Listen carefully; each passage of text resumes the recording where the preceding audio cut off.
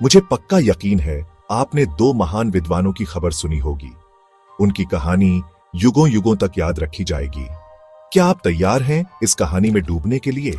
एक छोटे से गांव में एक ज्ञानी गुरु रहते थे, जिन्होंने सुना कि एक और विद्वान दूर शहर में आ रहे हैं। इस विद्वान के पास अद्भुत ज्ञान था और सबको तरक्की की राह दिखाने की शक्ति थी।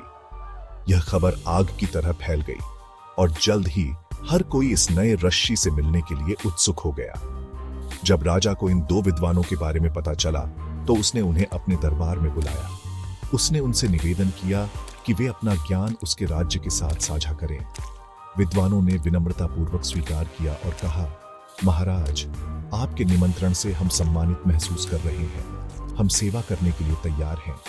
राजा ने मुस्कुराते हुए उत्तर दिया, मेरी प्रजा से सरल भाषा में बात करें।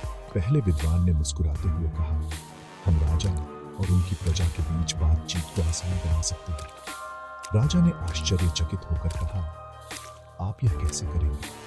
दूसरे विद्वान ने मुस्कुराते हुए कहा, हम आपकी प्रजा को बिना खाने के कैसे खुशहाली सिखा सकते हैं? राजा ने उलझन में पूछा, ये कैसे संभव है? कृपया समझाएं।